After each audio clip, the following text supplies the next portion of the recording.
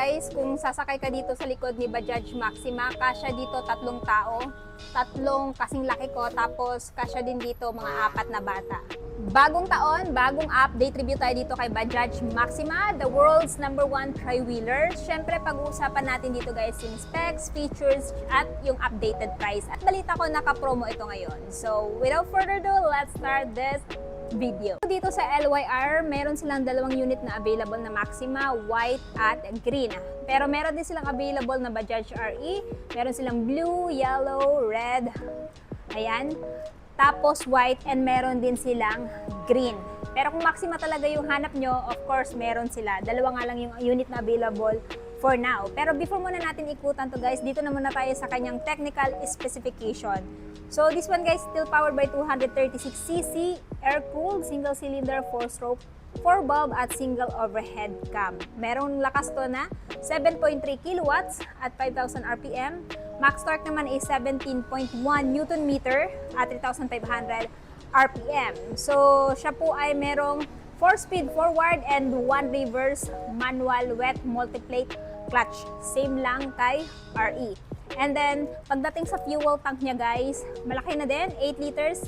Kaya naman malayo-layo na din yung, ayan, mararating yung paggamit itong tri-wheeler na to. So, ayan. Ito yung kanyang front profile. Of course, nandito pa rin naman yung kanyang headlight na naka-bulb type. Yan, classic yung design niya. Siyempre, yung emblem niya na Bajaj Maxima. Turn signal bulb type. Winds screen. Ayan, meron pa rin siyang wiper. Hindi yan tinanggal para yan sa ulan or alikabok. And then pagdating dito sa kanyang gulong sa front, this one guys is mayroong tire na 4.00 by 10. So siya po ay naka not only one but dual suspension sa front. And for me, napakaganda na ng play ng suspension ni Maxima. Ayan. So, ayan guys, pagdating dito sa side profile, of course, di kumpara kay RE guys. Yung kay Maxima kasi, ito lang yung upuan niya. So, pang single lang talaga to dito. Isa lang yung pwede makaupo dito. Not unless kung bata yung kasama mo. Etong kay RE naman kasi, ayan, 3 yung pwede makaupo kasi extended na yan. Yan yung upgrade niya. Pero kay Maxima, wala pa. Ayan. Tapos, ang kinaganda dito guys, leather type to. Comfy yung seat cushion and meron din siyang compartment dito. Ito yung compartment niya, merong spare tire. Ito yung battery niya. So, hindi madaling maabot ng baha-baha kasi elevated na. And then, pwede ka din maglagay pa dito ng iba nyo pang gamit kasi spacious pa naman yung kanyang compartment. And syempre, meron din kayong pa-seatbelt. Ayan. So, dito tayo sa kanyang dashboard. Of course, sa dashboard niya guys, analog. Dito yung kanyang speedometer, odometer, fuel gauge, MP3 player. Pwede ka maglagay dito guys ng SD card. Pwede ka magpatugtog dyan. And then, dito naman, nandito yung kanyang turn signal, switch, high beam, low beam. Dito. Ito yung sa wiper, kung gusto mong paganahin. Park light and horn. Ayan. Ito naman yung kanyang cambia. Ayan. First, neutral, second, third, and fourth gear. Ayan. Tapos, ang kinaganda dito guys, yung speaker niya, nandito. So, kung magpapatugtog kayo, loud talaga. Side mirror, ayan, naka-fold yung side mirror kung hindi mo ginagamit. At syempre, meron din siyang compartment dito. Pwede mo paglagyan ng papers ng motor. Or mga personal ninyong mga anik-anik. Ganyan siya ka-spacious. Ayan. Tapos, may ilaw din siya dito. Kung halimbawa madilim, ayan. May ilaw na siya dyan. Meron ding hawakan dito para sa driver or halimbawa may angkas ka.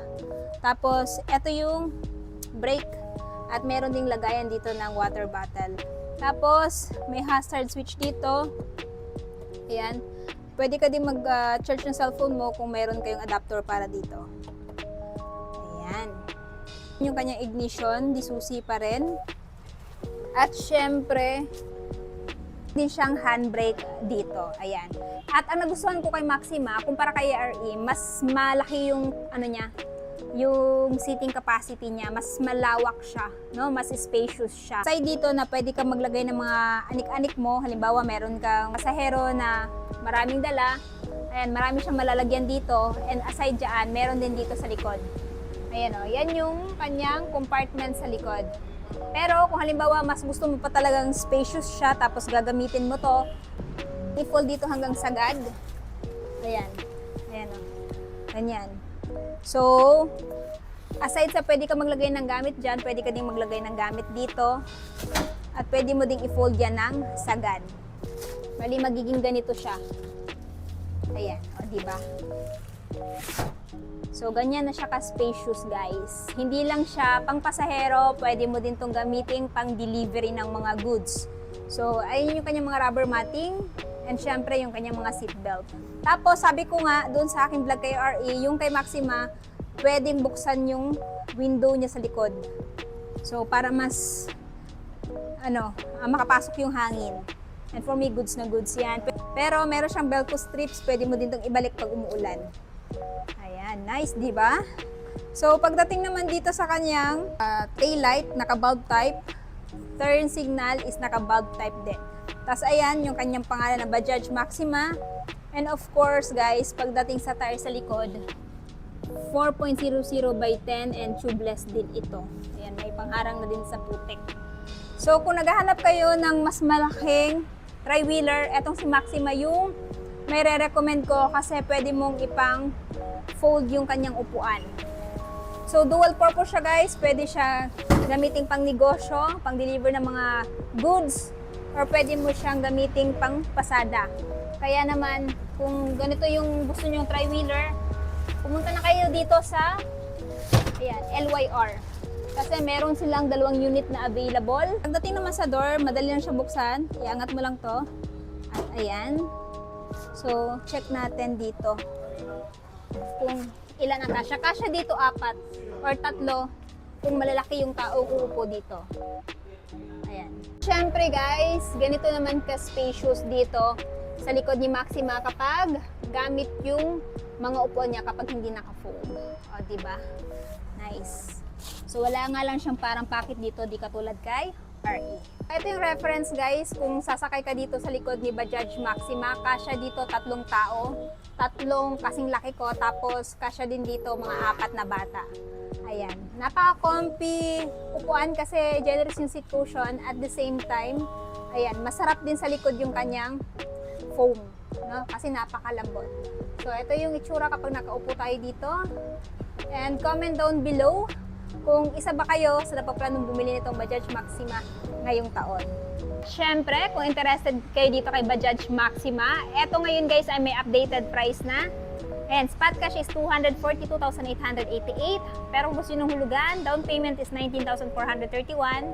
Monthly sa 3 years na 10,381 at rebates na 200. Kung interested kayo, pumunta lang kayo dito sa LYR Marketing Corporation, Canocotan, Tagum City. At syempre, kung interested kayo dito sa tri-wheeler na to, ito ay located dito sa LYR Marketing Corporation, Canocotan, Tagum City. Full address ilalagay ko na lamang dyan sa description box, maging yung phone number nila. So, ano yung masasabi nyo guys sa tri-wheeler na to? Sulit ba siya sa presyo niya? At ano yung katangian nito kung bakit ito yung i-consider nyo bilhin ngayong taon? Paki-comment naman sa baba. At syempre, kung bago pa lang kayo sa channel ko at hindi pa nakapag-subscribe, huwag kalimutan mag-subscribe para ma-notify kayo once may bago tayong upload na gaya nito. And also, please follow me on my Facebook page, Instagram at TikTok, Langga Kayo. So yun guys, hanggang dito naman na tayo. Ride safe and peace out!